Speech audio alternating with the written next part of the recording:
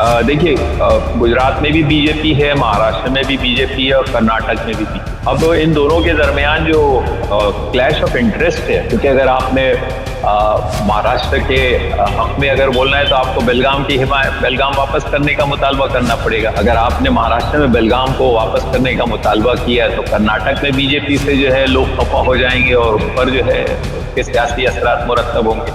तो ये जो पोजीशन है, इसमें जो है मुझे लगता है कि इस वक्त अगर इन लोगों ने पार्टी के लीडरान अगर हालात को अपने कंट्रोल में नहीं रखा तो ही बेहतर है, वरना फिर बात कहीं की कहीं पहुंच सकती है। सुप्रीम कोर्ट की आड़ में जो है वो कितने काम होते हैं आप तो जानते ही हैं।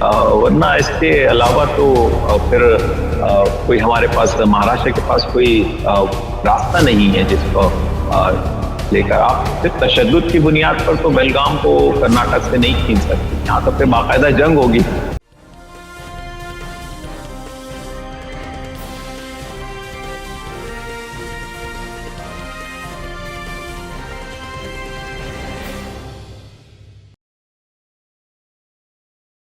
हेलो, नमस्कार, आदाब, सत श्री अकाल और अस्सलाम वालेकुम। मैं हूं मोहम्मद अहमद काज़मी, लेकर आया हूं आपका पसंदीदा कार्यक्रम आपके रूबरू। इस कार्यक्रम के जरिए हम आपको मुल्क की बहुत सी अहम खबरों पर जानकार लोगों से चर्चा करने के लिए मुलाकात कराते हैं। इस वक्त एक बड़ी अहम खबर है कि महाराष्ट्र और कर्नाटक के बीच में ये ऐसा सीमा विवाद है कि जिसमें एक ही मुल्क में एक स्टेट से दूसरे स्टेट में जाने में रुकावटें हो रही हैं। कुछ लोगों को, बाकायदा पॉलिटिकल लोग जो वहां जाने की कोशिश की, ऐसा बताया जा रहा है कि वहां कुछ मुश्किलात का सामना हुआ। एक ही मुल्क के अंदर हम यूरोप में देखते हैं तो लोग सिर्फ एक अपने आईडी से मुख्तलिफ मुल्कों में चले जाते हैं, लेकिन यहाँ भारत के अंदर ही दो स्टेट्स के बीच में ऐसा टकराव जो अब से पहले इतना खुल करके सामने नहीं आया था, उस पर हम बात करेंगे। साथ साथ में आपको याद दिला दूं कि असम और त्रिपुरा के बीच में भी पिछले दिनों कुछ ऐसे वाकयात हुए थे जहां 4-5 सिक्योरिटी फोर्सेस के लोग मारे गए थे। ये महाराष्ट्र और कर्नाटक के बीच में क्या टकराव है, इसकी क्या बैकग्राउंड है? इस वक्त दोनों स्टेट्स में बीजेपी के साथ सरकारें हैं, फिर भी कोई मसला हल क्यों नहीं हो रहा? सेंट्रल गवर्नमेंट आखिर इसमें क्या कुछ कर रही है या नहीं कर रही? ये सब जानने के लिए मेरे साथ खास मेहमान हैं मुंबई से हिंदुस्तान उर्दू डेली अखबार के एडिटर सरफराज आरजू साहब, जो जनरल सेक्रेटरी हैं उर्दू जर्नलिस्ट एसोसिएशन के और all India Urdu editors conference के भी जनरल सेक्रेटरी हैं। सरफराज आरजू साहब, वेलकम है आपका। मीडिया स्टार वर्ल्ड को आपने वक्त दिया। आप ये बताइए कि ये टकराव कर्नाटक और महाराष्ट्र के बीच में यहां तक, इस हद तक कैसे पहुंच गया कि जिसे बॉइलिंग पॉइंट समझा जा रहा है? आप इसको कैसे देख रहे हैं? क्या कुछ है ये वाकया, ये वाकयात यहां तक क्यों पहुंच गए? ये कर्नाटक और महाराष्ट्र का सरहदी तनाज़ा जो है ना, ये जैसे हिंदुस्तान और पाकिस्तान के दरमियान जब हम कहते हैं कि अनफिनिश्ड एजेंडा ऑफ पार्टीशन जिस तरह रहा कश्मीर का मसला, तो उसी तरह ये कर्नाटक और महाराष्ट्र का सरहदी तनाज़ा है। बेलगाम जो है वो तो कहते हैं कि वो हड्डी है जो न निगली जा रही है न उगली जा रही है। और जब 1960 में जब हिंदुस्तान में स्टेट्स का रीऑर्गेनाइजेशन लिसानी बुनियादों पर, लिंग्विस्टिक बुनियादों पर हुआ था, जैसे गुजरात का वजूद आया अमल में। गुजरात एक ज़माने में बॉम्बे स्टेट का हिस्सा था, महाराष्ट्र को उसको अलहदा किया गया। कर्नाटक जो है वहाँ पर कन्नड़ बोलने वालों का एक स्टेट जो था उसको जो है अलग से बनाया गया था। तो इस तरह ये जब रीऑर्गेनाइजेशन की बात हो रही थी तो इन इलाकों में कुछ ऐसे भी इलाके थे जहाँ मराठी और कन्नड़ बोलने वालों की मिली जुली आबादियां थी, और मिली जुली आबादियां होने की वजह से ये मुस्तकिल तौर पर तय नहीं किया जा सका कि इनको महाराष्ट्र के हवाले किया जाए या कर्नाटक के हवाले किया जाए।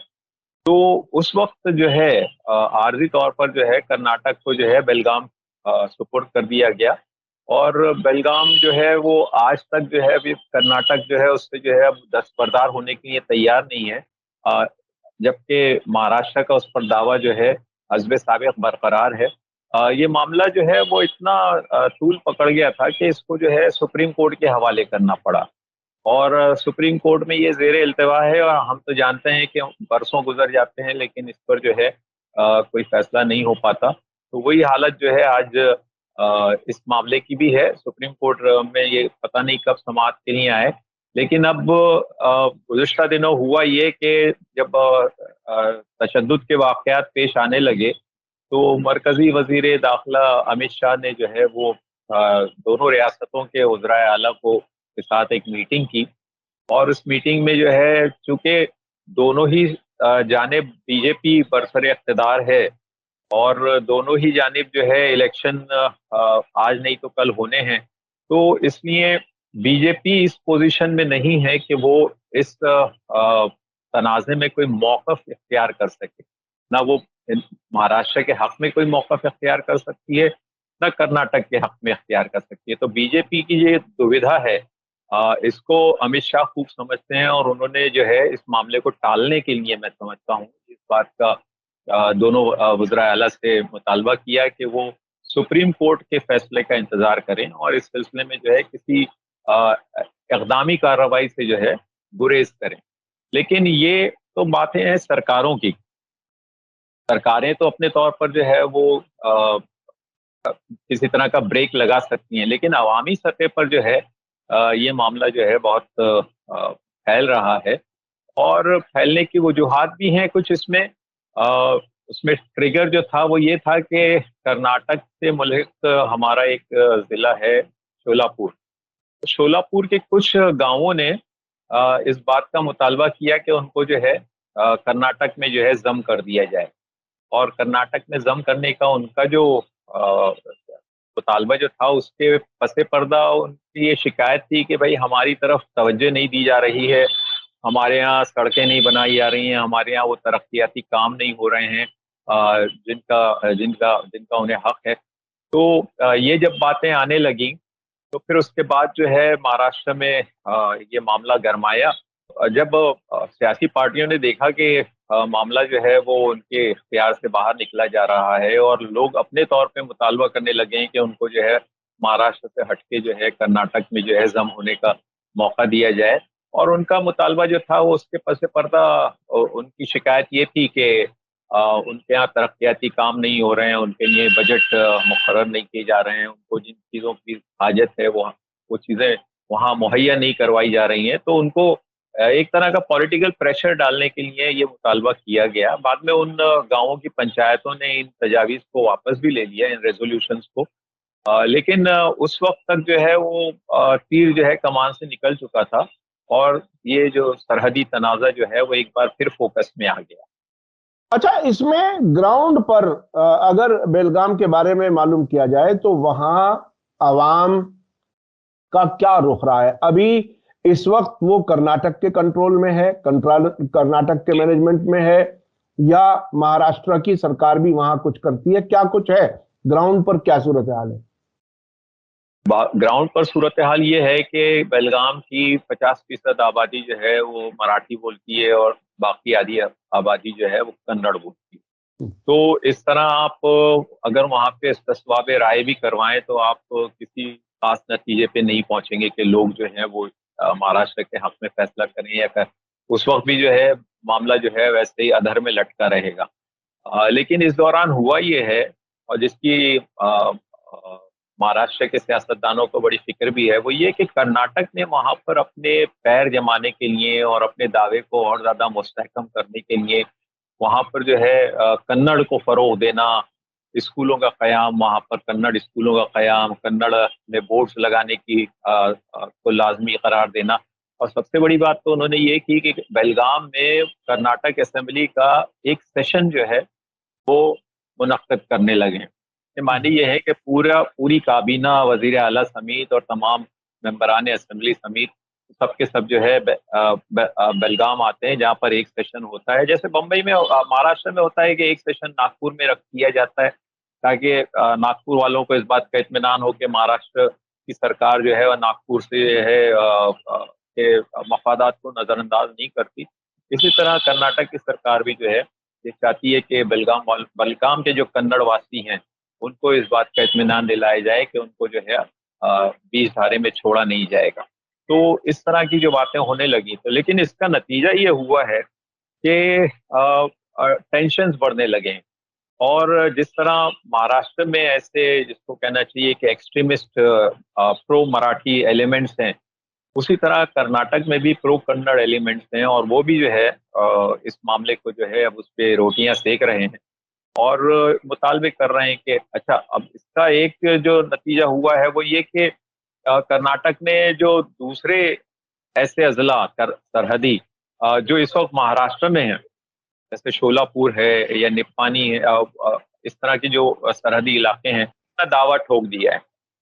इन इलाकों को भी जो है वो कर्नाटक के हवाले किया है। तो यानी आप तो बेलगाम मांगने की बात कर रहे थे, यहाँ पर वो जो है दूसरी रियासत दूसरे जिला जो है अपने यहाँ आजम करने का मुतालबा कर रहे हैं। तो यानी इस तरह का एक रीऑर्गेनाइजेशन, यानी आप रीड्रॉ तो नहीं कर सकते सरहद, जो सरहदें मुकर्रर हो चुकी हैं, जो अजला जिस रियासत में जा चुके हैं, अब आप उनको जो है एक जगह से उठा के दूसरी जगह तो नहीं ले जा सकते। लेकिन इस किस्म के मुतालबे जो हैं वो आग को हवा देने के मुतरादिफ हैं, और नतीजा उसका ये है कि महाराष्ट्र में भी और कर्नाटक में भी एक दूसरे के मफादात को नुकसान पहुंचाने की कोशिशें हो रही हैं। बम्बई से जो बसें जा रही हैं सरहदों पे उस पार कर्नाटक में, उन पर पथराव हो रहे हैं, या कर्नाटक स्टेट रोडवेज की जो बसें महाराष्ट्र में आती हैं, और बहुत बहुत बड़ा उनका जो है फ्लीट जो है वो बम्बई आता है, और उनकी बहुत जिसको कहते हैं ना 1 लाख बसें जो होती हैं वो बम्बई और बेलगाम के दरमियान में, बम्बई बेंगलोर के दरमियान चलती हैं, उनको निशाना बनाया जा रहा है। अच्छा, सड़कों पर अगर निशाना बनाया जाता, बसों पे पथराव होता, ये तो मेरी समझ में आती थी। लेकिन एक मुतालबा जो बहुत खतरनाक है वो ये है कि बम्बई में जो कर्नाटक बैंक है, उस बैंक से जो है लोगों ने जो है अपने अकाउंट्स बंद करवाने के लिए जो है मुतालबा शुरू किया है, और उनकी ब्रांचेस को जो है उठाने की बात की। और अजीब और गरीब बात यह है कि इस बैंक में जो है गवर्नमेंट ऑफ महाराष्ट्र के भी अकाउंट्स हैं। तो गवर्नमेंट ऑफ महाराष्ट्र भी जो है इस बैंक के जरिए ऑपरेट करती है। तो अब सियासतदान तो हैं, वो किसी भी हद तक जा सकते हैं। उन्होंने गवर्नमेंट ऑफ महाराष्ट्र के सामने ये मुतालबा कर दिया है कि इस बैंक के जरिए जो है हमारी सरकार जो है कोई अब ट्रांजैक्शन न करे। इस पर अमल कब तक होगा, और होगा भी या नहीं होगा ये तो नहीं कह सकते, लेकिन एक बात उछाल दी गई है, और अगर हालात को कंट्रोल में नहीं लाया गया तो हो सकता है ये बात जो है और आगे बढ़े, और दूसरे जो बिजनेस इंटरेस्ट हैं हम दोनों की रियासतों के, हम दोनों रियासतों के, उन बिजनेस इंटरेस्ट को भी जो है नुकसान पहुंचने का खदशा है।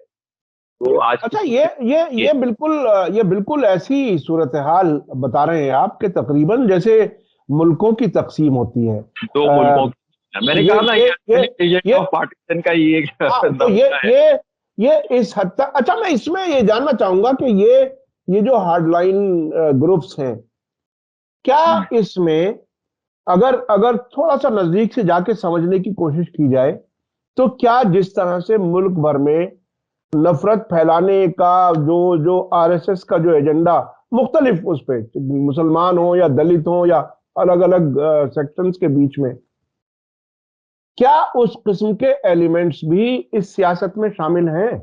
कहीं कोई ऐसे भी कुछ इशारे हैं क्या? क्योंकि ये एक एटीट्यूड का नाम है। ये जो एटीट्यूड, जो चीज बता रहे हैं ना लोगों का, जो इस तरह से सोच बढ़ रही है, तो वो, हाँ, वो क्या इस किस्म के नजरियात से जुड़े हुए लोग हैं क्या?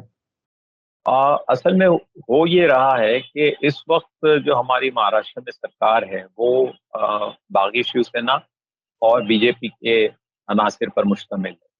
और जो उद्धव ठाकरे की जो शिवसेना है, बाला साहब के बेटे की, और कांग्रेस और एनसीपी वगैरह, इन लोगों के लिए एक ऐसा मौका है जहां पर ये बीजेपी और शिंदे की जो शिवसेना है उसके दरमियान जो है वो खलीज को जो है वसी कर सकते हैं या वाजे कर सकते हैं। क्योंकि जिस एमपी को जाने से बेलगाम में रोका गया का ताल्लुक जो है वो शिंदे की पार्टी से था। तो अब शिंदे की पार्टी के एमपी को वहां जाने से रोकने पर एतराज जो हो रहा है वो दूसरी सियासी जमातों की जानिब से हो रहा है कि आपने जो है कमजोरी का मुजाहरा किया है। यहाँ पर अपने ही एमपी को जो है वहां पर एंट्री की इजाजत नहीं है, वहाँ दफा 144 लगा हुआ है, वहाँ हमारे दूसरे लीडरान नहीं जा सकते। तो ये आपकी आपकी जानिब से कमजोरी का मुजाहरा है। अब कमजोरी जो है उनकी मजबूरी भी है। यहाँ पर वो जानते हैं कि सरकार में बीजेपी है और वहाँ कर्नाटक में भी बीजेपी है।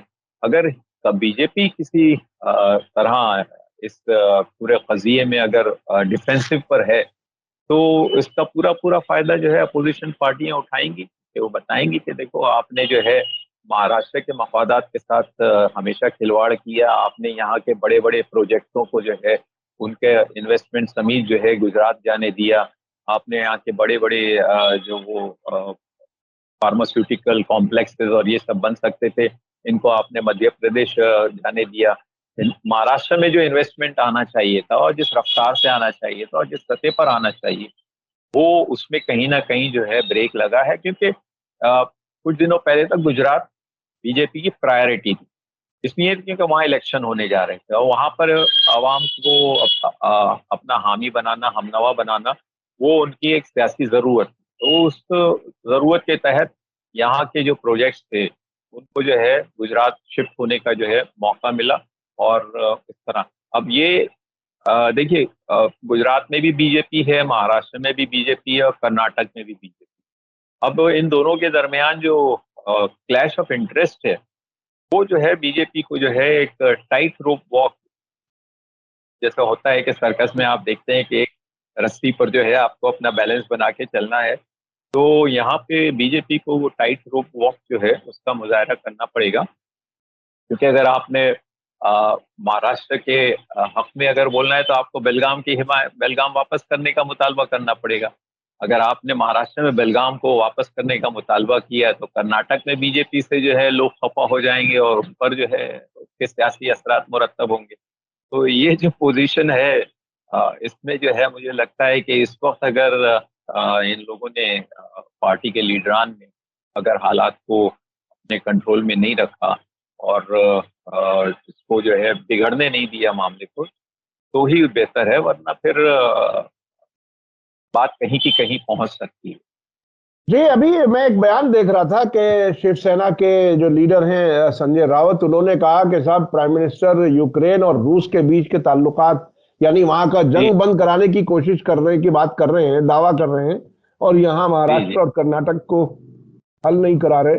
तो उसमें वो जो सियासी एंगल है उसका, वो कितना जी मजबूत है, और खास तौर पर गुजरात के इलेक्शन के बाद, बल्कि गुजरात, हिमाचल, दिल्ली, एमसीडी के इलेक्शन के बाद जो सूरत हाल बीजेपी की नजर आई है, उसमें उसमें ये कर्नाटक और महाराष्ट्र के बीच का टकराव क्या 2024 के इलेक्शन पर भी कोई असरअंदाज हो सकता है? क्या है उसे उससे अगर जोड़ करके देखें तो कैसे? नहीं, यकीनन इस मौके का तो अपोजिशन पार्टियां पूरा भरपूर फायदा उठाने की कोशिश करेंगी और उठा रही हैं, ऑलरेडी उठा रही हैं। आज ही कल के पहला दिन था हमारे बजट सेशन का नागपुर में, इस इशू को जो है रेस किया गया और सरकार को जो है तनकीदों का निशाना बनाया गया कि आपने जो है कमजोरी का मुजाहरा किया है, और नतीजा ये हुआ है कि अब गवर्नमेंट ऑफ महाराष्ट्र जो है वो सुप्रीम कोर्ट में अपने केस को बेहतर तौर पे पेश करने के लिए जो है वो तमाम तैयारियों में जुट गई है कि भाई अगर मामला बिगड़े तो कम से कम कोर्ट में जो है हमारी वकालत जो है वो सही अंदाज से होने चाहिए, सही तौर पे होनी चाहिए। और क्योंकि अगर सुप्रीम कोर्ट में आप केस हार गए, खुदा ना खास्ता है, कुछ भी पॉसिबल है, यू कांट से एनीथिंग, लेकिन अगर सुप्रीम कोर्ट में केस हार गए तो फिर तो आपकी जंग खत्म हो जाएगी, फिर तो आप कहीं आपको पनाह नहीं मिलेगी। तो अब सुप्रीम कोर्ट की आड़ में जो है वो कितने काम होते हैं आप तो जानते ही हैं। और हो सकता है आप यही नहीं, वो कर्नाटक का कावेरी का जो तनाजा तमिलनाडु के साथ था या कर्नाटक के दूसरे तनाजा जो केरला के साथ रहे हैं, उसमें भी सुप्रीम कोर्ट का जो है कुछ ना कुछ किरदार रहा है। और सुप्रीम कोर्ट यही कोशिश करता है कि दोनों फरीकैन जो है किसी चीज पर समझौता कर लें, राजी हो जाएं, कुछ लोग कुछ दो की बुनियाद पर फैसला हो जाए। वरना इसके अलावा तो फिर कोई हमारे पास महाराष्ट्र के पास कोई रास्ता नहीं है जिसको लेकर आप सिर्फ तशद्दुद की बुनियाद पर तो बेलगाम को कर्नाटक से नहीं छीन सकते। यहाँ तो फिर बाकायदा जंग होगी। तशद्दुद जो होगा वो बड़े पैमाने पर हो सकता है। और मराठी एलिमेंट जो है, मराठी से मोहब्बत करने वाले लोग जो हैं, वो किसी भी हद तक जा सकते हैं। बेलगाम में, असल खुद बेलगाम में भी बहुत बड़ी मराठी स्पीकिंग पॉपुलेशन है। वो वहां पर जो है प्रॉब्लम्स क्रिएट कर सकती है कर्नाटक गवर्नमेंट के लिए, क्योंकि वहां पे मुजाहरे वगैरह पर तो आज की तारीख में दफा 144 नाफिज है, तो पाबंदी हैं। लेकिन ये पाबंदी आप कितने दिनों तक जो है बनाए रखेंगे? एक ना एक दिन तो आपको जो है लोगों को अपने मंशा के इजहार का जो है मौका देना ही पड़ेगा। तो ये दोनों लेट्स दोनों दोनों स्टेट्स के बीच में इतनी बड़ी एक तरह से नाराजगी और टकराव, उसमें अपने यहाँ की मतलब बंबई की सड़कों पर कहीं कुछ कुछ ऐसा नजर आता है कि वो मराठी जज्बात जो है वो बहुत ज्यादा वोकल होकर के लोग यहाँ कह रहे हो, या ये बेलगाम तक ही महदूद है ये जो सरगर्मी कभी है? 17 दिसंबर को बम्बई में एक बहुत बड़ा एहतजाजी मोर्चा हुआ था। बाइकल्ला रानीबाग से लेके जो है वीटी तक गया था। 1 लाख लोग उसमें शरीक थे और उसको तीनों पार्टियों ने ऑर्गेनाइज किया था। कांग्रेस भी थी, एनसीपी भी थी, एमबीए के जितने भी उसके फिरका पार्टनर्स रहे हैं सब थे। तो वहां पर जो बातें हुई हैं उसमें एक मुद्दा जो है बेलगाम का भी था, सरहदी तनाजे का भी था। और जैसा कि मैंने कहा, कल असेंबली के पहले दिन ही जो है इस इशू को है रेस किया गया और सरकार को एक स्टैंड लेने पर मजबूर करना करना जो है वो आज की तारीख में अपोजिशन की स्ट्रेटेजी है, क्योंकि वो जानते हैं कि ये सॉफ्ट पेडलिंग ही कर सकते हैं, ये कोई हार्ड लाइन स्टैंड नहीं ले सकते। इसलिए नहीं ले सकते क्योंकि बीजेपी इस सरकार में एक हलीफ जमात है और बीजेपी जो है वो अपने मफादात को कर्नाटक में कुर्बान करके महाराष्ट्र में कुछ अपने लिए हासिल करे, ये उसके लिए घाटे का सौदा होगा। और पहले इलेक्शन जो है वो कर्नाटक में होने वाले हैं। हमारे यहाँ तो फिर भी अभी 2 साल है, कर्नाटक में तो बहुत जल्द इलेक्शन होने वाले हैं। तो बीजेपी को जो है वो बहुत संभल संभल के कदम रखना पड़ रहा है, बहुत सोच समझ के बोलना पड़ रहा है। वैसे ही उनके कई लीडरान जो हैं वो कुछ बातें ऐसी कर चुके हैं उनकी जबान से, जिसमें गवर्नर साहब कोश्यारी साहब भी शामिल हैं, चंद्रकांत पाटिल हमारे एक सीनियर बीजेपी लीडर हैं वो भी शामिल हैं। उनकी जबान से ऐसे अल्फाज, ऐसी बातें निकल गई हैं कि जिसकी वजह से वो बड़ी डिफेंसिव पर आना पड़ा है। और चंद्रकांत पाटिल साहब के तो चेहरे पे जो है स्याही भी फेंक दी गई थी। तो मैंने देखा कि जिन लड़कों को इस जुर्म में गिरफ्तार किया गया था और जब उनकी रिहाई अमल में आई तो उनका उसी तरह स्वागत हुआ जिस तरह बिल्किस बानो के केस में जेल से रिहा होने वालों का जो है स्वागत किया गया था। तो मुझे पैरेलल उसमें नजर आते हैं कि कितनी जल्दी जो है वो मकाफात अमल जो है वो आपके सामने आ जाता है। और वही उसी दौर से जो है अब आप गुजर रहे हैं, जिस दौर से जिस कर्व से जो है कुछ दिन पहले दूसरे लोग शिकार थे। तो ये मैं समझता हूँ कि एक्सेंचुएट करना सिचुएशन में जो है और तीव्रता लाना, ये जो है अपोजिशन की स्ट्रेटेजी है। और लेकिन जिसको कहते हैं मेजर्ड स्टेप्स, सोच समझ के कदम आगे बढ़ा रहे हैं वो लोग। अभी तो सिर्फ सरकार को घेरे में लिया है, बात को पब्लिक पर बताने से अभी गुरेज हो रहा है। लेकिन it's only a matter of time कि आप जो है इस चीज को कितने दिनों तक रोक सकते हैं। अगर आवाम का गुस्सा अगर सड़कों पे नजर आने लगा तो बड़ी मुश्किल लॉ एंड ऑर्डर के प्रॉब्लम्स हो सकते हैं। और ये जैसे बसों पे पथराव करना, आप कहाँ तक डिफेंड कर सकते हैं? कितनी पुलिस आप लगा सकते हैं? हजारों बसें, हजारों ट्रक रोजाना जो है इन स्टेट्स के दरमियान जो है बॉर्डर क्रॉस करते हैं। और यहाँ पे कोई ऐसी बॉर्डर पोस्ट भी नहीं होते कि जहाँ पर आप चेक पोस्ट आप लगा के रोक सकें। तो नेशनल हाईवेज हैं, कहीं बगैर रुकावट के आप गाड़ी ले जा सकते हैं। तो ऐसे में जो है वो आम आदमी जो है वो भी मुतासर। अच्छा, इस वक्त ये तो जिसे आमतौर पर गोदी मीडिया कहा जाता है, बल्कि कॉरपोरेट मीडिया जो मोदी के दोस्तों का मीडिया कहलाता है, उनका क्या रुख है? उनका क्या रुख है स्टेट में? मैं टीवी देखना तो मैंने छोड़ दिया है, आपको तो लेकिन मैं ये जानता हूँ कि ये उनके लिए भी जो है दुविधा का समय है, और वो भी जो है इस मामले में कोई ठोस स्टैंड नहीं ले सकेंगे। महाराष्ट्र को कहेंगे कि तुम बेलगाम पे से दस्तबरदार हो जाओ, कर्नाटक से कहेंगे तुम जो है बेलगाम को जो है उसके हवाले कर दो, महाराष्ट्र के हवाले। तो यहाँ पर तो उनके पास कोई स्टैंड ही नहीं है, तो आम पर डिस्कशन ही नहीं कर सकते वो। आप किस मुंह से आप इन तमाम चीजों को जो है अपने डिबेट्स का हिस्सा बनाएंगे? तो नो चांस, नो चांस। तो बहरहाल वो ये अब ये भी नहीं समझ पा रहे कि कैसे बचाएं सरकार का, कैसे दिफा। मैं इधर जाऊं या उधर जाऊं, बड़ी मुश्किल में हूं मैं, किधर जाऊं। ये बड़ा ये आजाद अगर मीडिया हो तो वो अपनी बात रख सकता है, लेकिन जब वो मोदी मीडिया हो जाए तो उसका हाल यही होगा। और ये दुविधा का मामला ये बहुत गूंगा बन के रहना पड़ेगा। जी जी जी जी जी, बहुत बहुत शुक्रिया सरफराज आरजू साहब, आपने पूरे इशू को बहुत ही गहराई से हमें बताया।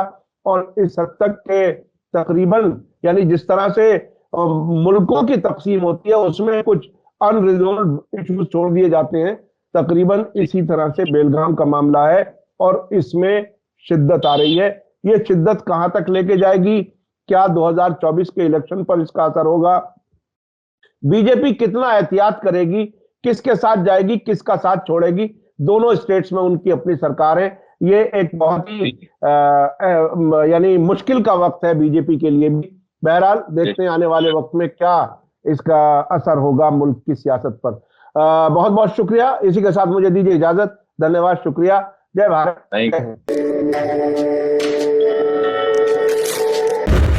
मीडिया स्टार वर्ल्ड के और वीडियो देखने के लिए हमारे चैनल को सब्सक्राइब करें और सीधे नोटिफिकेशन पाने के लिए बेल आइकन दबाएं।